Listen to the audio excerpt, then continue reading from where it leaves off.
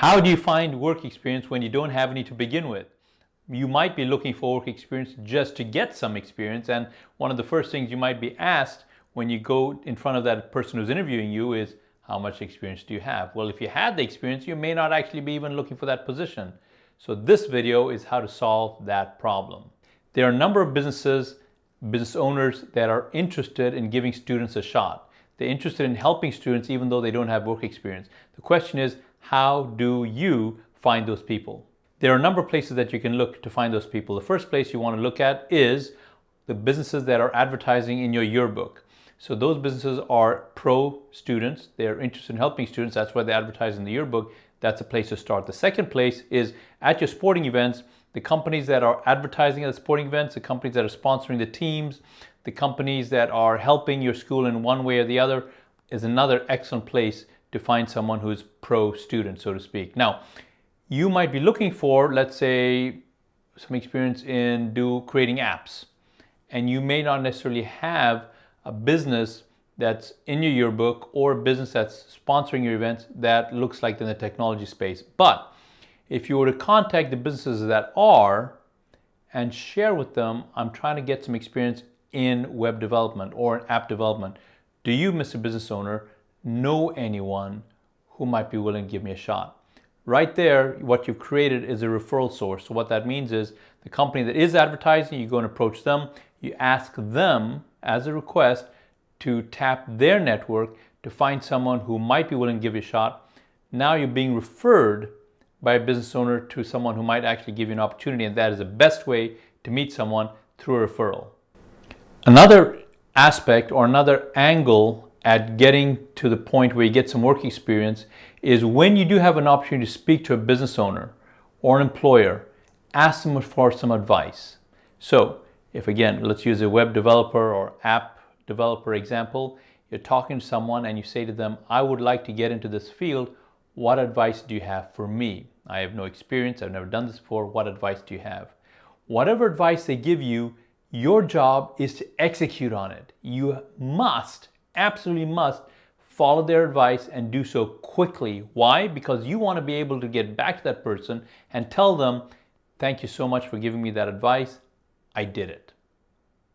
How many people do you think there are that receive advice and execute on that advice?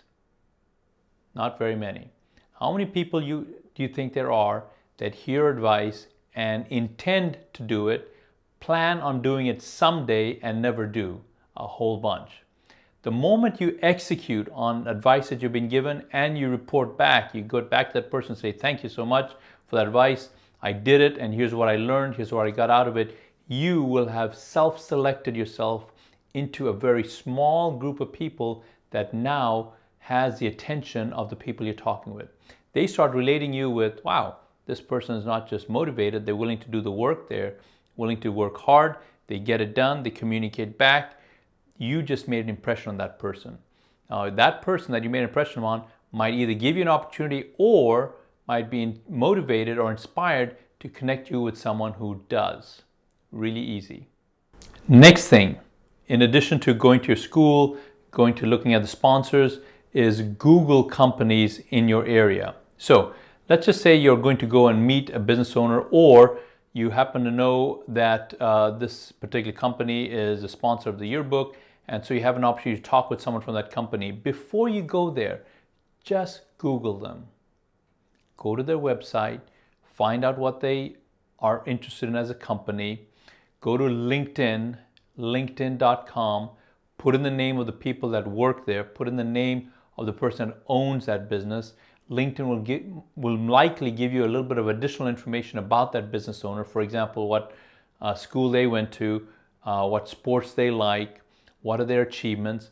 And now when you get in front of that person, bring it up. Hey, I noticed on your website that your company has been in business for 5 years. Wow. What's it been like to start that company 5 years ago? What a great question. Or I noticed on your LinkedIn profile that before working at this company, you worked at the other company. How come you moved from that company to this company? Great, great questions. All of these things help you to create rapport with the person you're dealing with, create an impression with the person you're dealing with.